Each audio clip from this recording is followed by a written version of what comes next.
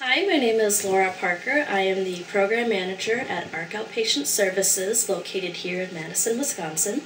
We are a women's treatment agency. We are a nonprofit that provides mental health and substance abuse services to women and their families, and we have a specific program that is dedicated for pregnant and postpartum women struggling with substance abuse issues. I have been at ARC for about 10 years now.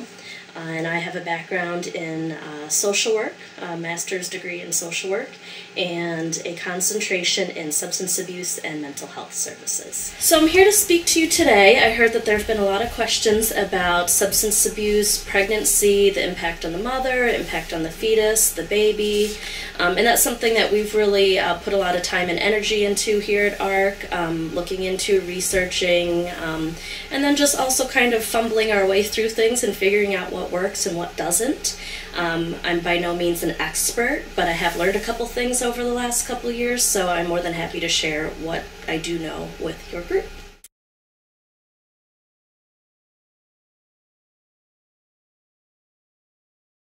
Well, we know that a lot of people want to know what the documented side effects, potential risks are on the mother and the fetus. There is research out there, but there's not a lot of it. And I think what our field struggles with is you can't take a group of pregnant women and say, here, you smoke, 5 blunts a day, and this group of women, you smoke nothing, and let's see what happens. So a lot of our research is not the most solid because we can't have a control group and a treatment group. So a lot of it is anecdotal. They'll do studies where they look back at women who reported use and what the impacts were on her and the fetus. But we know that those can be a little dicey as well because a lot of women don't just use marijuana. Oftentimes they're using alcohol, they're using tobacco, and we have to go on self-report. So when you have to go on self-report, you never quite know what you're getting.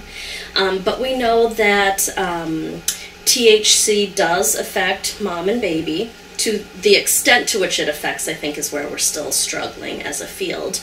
But we know for mom, it increases her heart rate. We know that it decreases the amount of oxygen she's getting. We know that it introduces carcinogens to the body, which are obviously not good. And THC does cross the placenta, so that means, I think you're all familiar with this concept, but what you drink, your baby drinks. What you smoke, your baby smokes. We know it takes a lot longer for the baby to process THC. Their bodies can't process it as quickly as moms. They're getting less oxygen because of the marijuana smoke. We know that women can have preterm birth. I think some new things just came out about that as well. So it can lead to preterm birth, it can lead to low birth weight, it can lead to birth complications. So those are just a couple of the risks that we see. Long term, there have been some studies that say that babies or children may have attentional difficulties, behavioral difficulties. Those are not as well documented. But we also have to be careful when we're sharing side effects or risks with women. If someone said to me, if you continue this behavior, you'll have preterm birth and low birth weight, I would say, gosh, I better stop what I'm doing. You tell that to some women and they say, okay, so my pregnancy could be shorter and I could have a smaller baby so I could have an easier delivery. I don't see a problem here.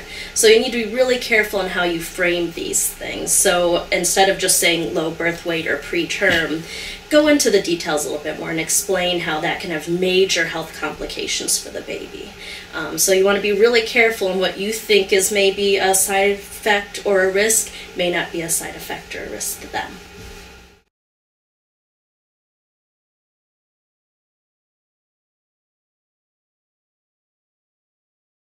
So a lot of women are using alcohol and tobacco together. That is very common. And I think marijuana can have a detrimental effect on someone's tobacco cessation.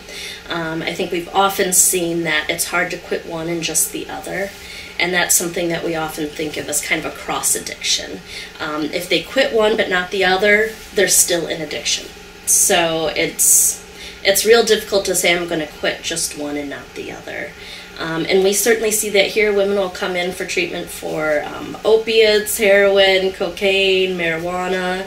They're willing to quit those, but as soon as we start talking about tobacco cessation, the conversation shuts down very quickly, particularly with our pregnant women, because they feel like they are giving up everything else. Don't take my cigarettes from me. So that's something that we really struggle with. And I think women realize there are more consequences from illegal drugs than there are from tobacco, so they're more willing to give those up. If they've got a probation officer that's saying they need to stop using, then they'll work on it. Or a child protective services worker who's saying you need to stop using because they don't want to lose their kids, they'll work on it. But tobacco is legal, so that's really tricky. And we often see cross-addiction for women. When they do stop one thing, they'll switch over to something else, especially if they think it's less harmful than what they were quitting. So a lot of women feel that marijuana is healthier than tobacco. They feel it's a plant, it grows out of the ground, it's all natural, so it's better than tobacco. And what we know is when women smoke marijuana, they get even more carcinogens from it than they do tobacco cigarettes. And there can be just as many chemicals on marijuana as there are in tobacco cigarettes. So a lot of the women just need more education about that. And if you think about it, a tobacco cigarette at least has a filter on it. If I'm smoking a blunt or a bowl or whatever it may be, I don't have a filter. So I'm actually bringing in even more chemicals into my body, and even more chemicals that could affect my pregnancy. So it's important that women know some of those side effects. And that is very difficult when you are trying to work with tobacco cessation and marijuana cessation at the same time.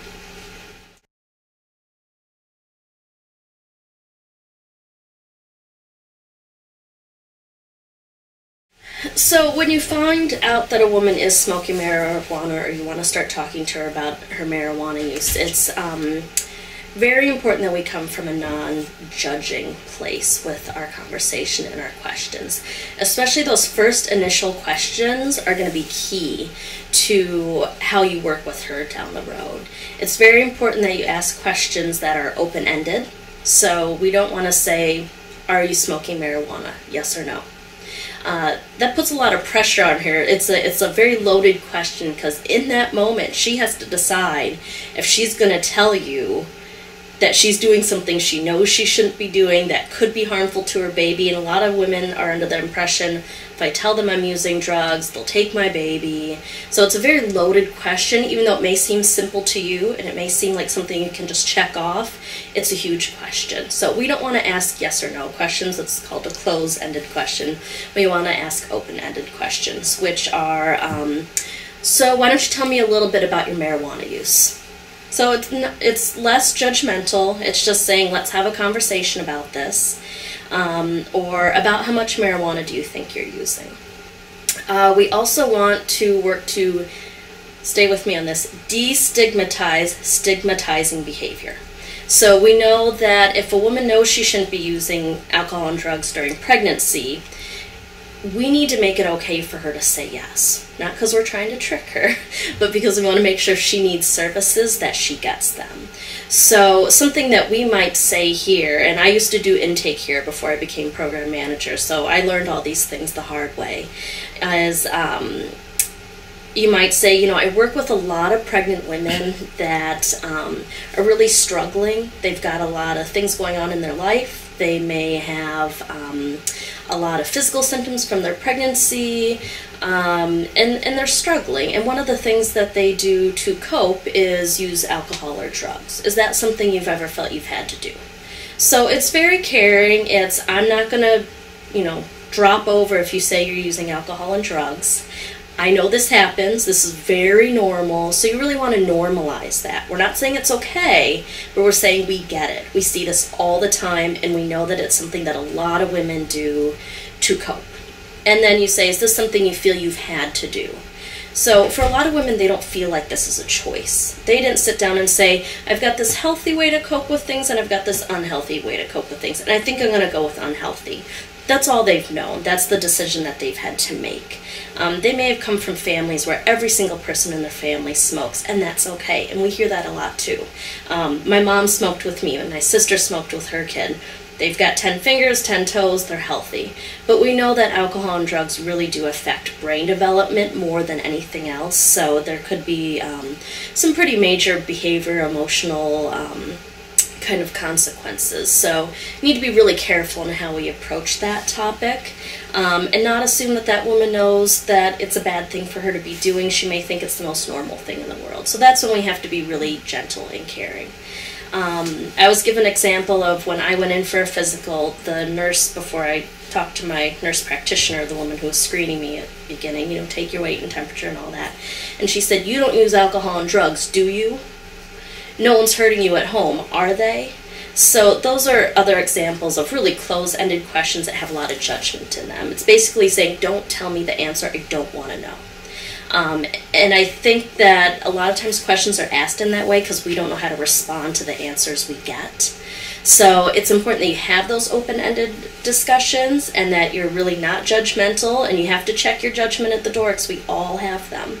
Especially when working with pregnant women, I've had to do a lot of work on that myself, and realize sometimes women may not completely stop using these substances. But if you can work on harm reduction, that's huge. So just to recap, destigmatize stigmatizing behavior, so make sure they know you hear this all the time, it's totally normal, and you're not going to freak out if they say yes. Ask open-ended questions that really start a conversation, and they can't answer it with a yes or no question. And then make sure that you can follow up and say, you know, do you want help with that? Would you like to cut back? I can figure out who can help you with that. I can make an effort.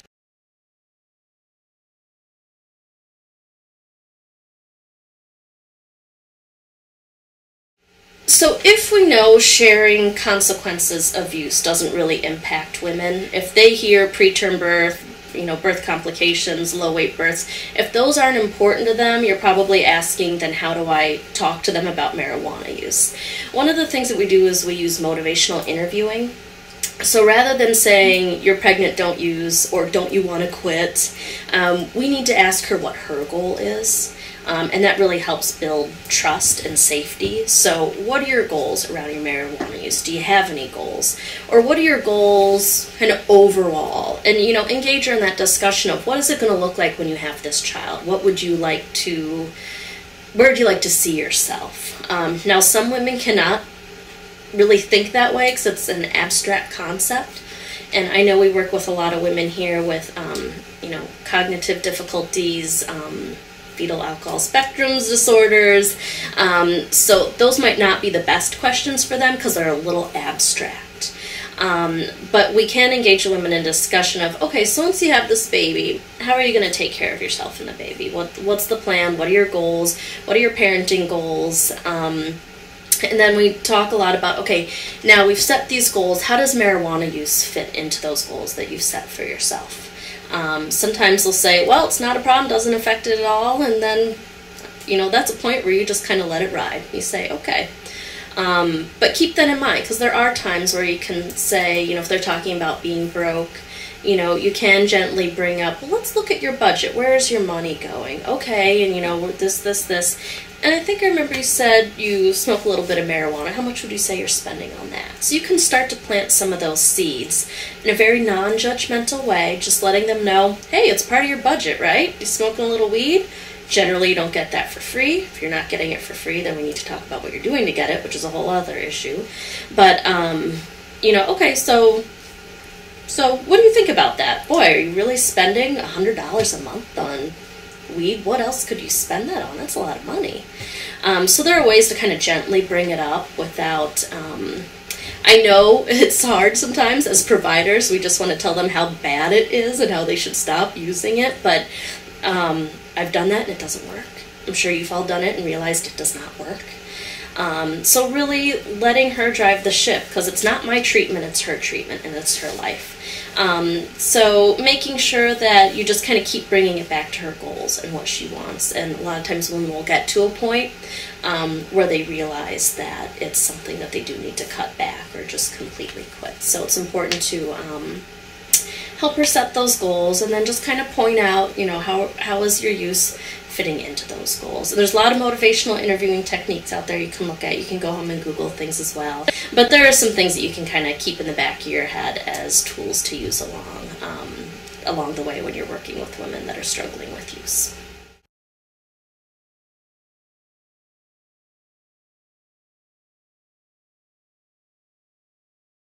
So traditional models of development say that in order for us to mature and develop, we have to individuate and separate ourselves from others. So that's kind of a male normative way to look at development. We don't look at development that way for women. A lot of women's treatment programs talk about this a lot. We really work from a self and relation model, which is the idea that women heal and grow through relationships, not by cutting themselves off from relationships. So to say you pull yourself up from your bootstraps, you cut off your family, you cut off your friends, you go your own way, that doesn't really work for women. And I've actually been places where I've heard, not here at ARC certainly, other treatment places where they've said, you need to stop worrying about your kids so much and focus on yourself. You don't say that to a mother. So we know that relationships are so important. So when we have a woman whose mother, sister, the closest people in her life used marijuana during pregnancy, the chances that she's going to listen to you when you say you shouldn't or hear the risk are actually pretty slim. That's something that we've often struggled with here, because you can't say, do they have behavioral problems? Do they have emotional problems? Those relationships are really important to them. And if you start to dissect those and try and pick those apart, you're just going to alienate the woman, and she's going to lose a lot of trust in you. So I think we have to be really careful. I don't have a magic response for this, but we have to be really careful in how we approach that. We may know that, that child could have issues because of the marijuana use, just because they have 10 fingers and 10 toes and appear healthy. Doesn't mean that there aren't effects, because we know that alcohol and drugs affect the brain development. I don't think we can go there. As much as sometimes we want to, I don't think we can go there, because most of our ability to help people is built on safety and trust and respect. And when you start questioning those really important relationships in their lives, you're going to lose them. What if someone said to you, well, what your mom did wasn't right, or what your sister did wasn't right, or what your partner did wasn't right? Did they really know what they were doing? They don't know what they're talking about. I know more about this than they do. Well, they're going to have problems. I know for me, I would probably shut down, and I would probably not really talk to that person anymore, and I think a lot of trust and respect would be lost. So I think, again, I don't have a magic answer for this one, but I think you just need to work with them and where they're at. I think once you build a good enough relationship, you can say, rather than telling them what risks are, you can say, would you like to hear what some of the research says about using marijuana during pregnancy?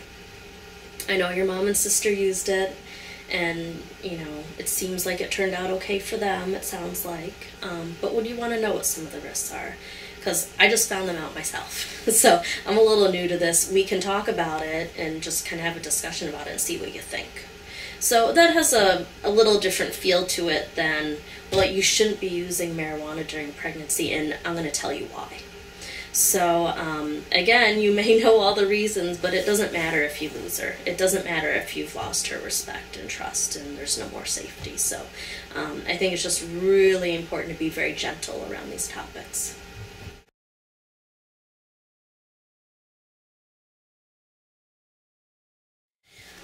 I think we all have responsibilities as healthcare providers or, human services providers, that if a woman tells us that she's using marijuana, that we do need to address that. I think particularly if she's pregnant, that's something that we need to address. I know a lot of people don't feel comfortable addressing it, because a lot of times we don't feel we have the skills to do so. But it's important that you find out more about what's going on with her and her marijuana use. There are a couple screening tools that we can use, we can kind of keep in our head. They're acronyms. One is CAGE, C-A-G-E. C stands for, have you ever felt like you need to cut down on your use? A is, have you ever felt annoyed by people asking you about your use? G is, have you ever felt guilty about your use? And E is, have you ever had to have an eye-opener? And basically you're just getting a sense of, is the marijuana use having an impact on their life? Some people feel like any marijuana use means that someone's got an abuse or dependence diagnosis. That's not really how the criteria work. But if someone's pregnant, we are always trying to reduce the number of teratogens they're taking into their system. So it's important to kind of ask some of those questions and get a sense of, if they're answering yes to all of those questions, you know that that's someone who probably needs to be referred for an actual alcohol and drug assessment. So I think we have a responsibility to keep asking about those things and figuring out, are they able to take care of their children if they do have children? And that's something I'm sure a lot of your agencies have policies on, and I'm not an attorney and I don't know legal things, but I think it's just important for us to keep in mind, are they able to be good parents and take care of themselves? And if they're not, then we need to make some referrals and get them resources.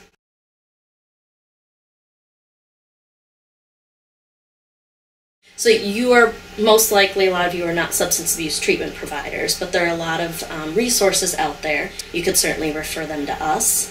If you have questions about where to refer women, you could also call us, 283-6426, area code 608. There's also the Wisconsin Women's Education Empowerment Network. I always get the E's mixed up. But if you look that up online, it will actually give you women treatment programs throughout the state. So you can actually click on your county or area. I haven't looked at it in a while, but I think you can click on a map and it'll show you who has women's specific treatment in your area. And then there's also SAMHSA, the Substance Abuse Mental Health Services Administration, that has a treatment locator on their website, and that's a national project. So there are resources out there. You don't have to do that treatment. There's a lot of options out there, so you can help them kind of figure out where they can go. A lot of HMOs are connected with substance abuse treatment providers as well, so we know most pregnant women are going to have insurance, Medicaid of some sort, so there are options for them.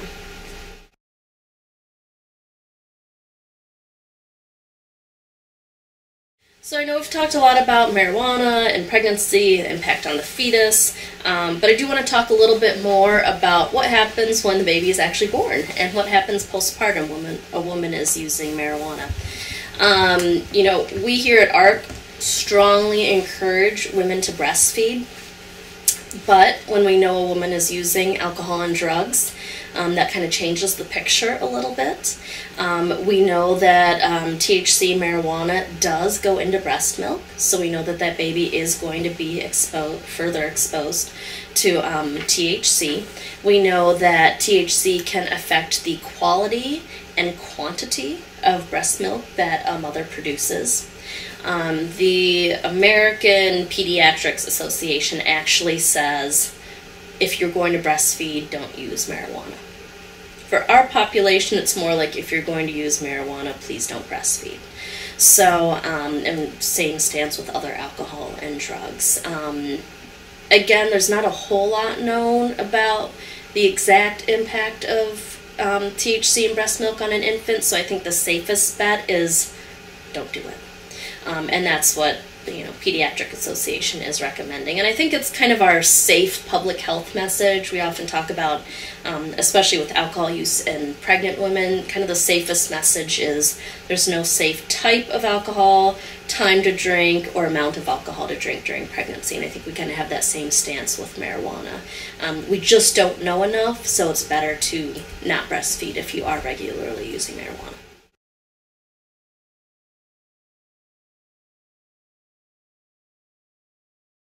Besides the breastfeeding question, we also have the question of how does this smoke impact the baby? And I think a lot of you are probably familiar with how tobacco or secondhand smoke may affect the baby, but the same thing, they're being introduced to carcinogens.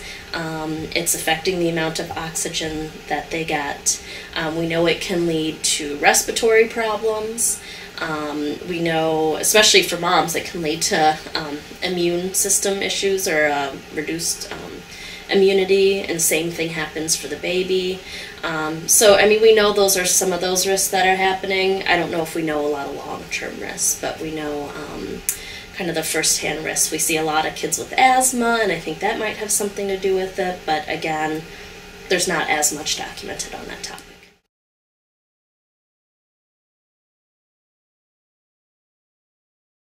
For us here at ARC, we just think of it all as addiction.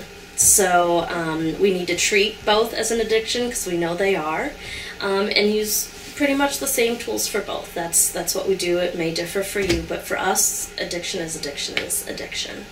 And we need to kind of still use the same open-ended questions, make sure we're not using any judgment, make sure we are destigmatizing, stigmatizing behavior, that we're working from where they're at, not where we're at, where they're at, what their goals are, and how we can help them with those. And I think if you can kind of keep those main things in mind, you'll be successful in what you're doing, because I think we're all in this field because we want to help, and we want women to have better lives, we want babies to have better lives, and I think any efforts we can make to help women even just cut down on tobacco and marijuana is much better than doing nothing.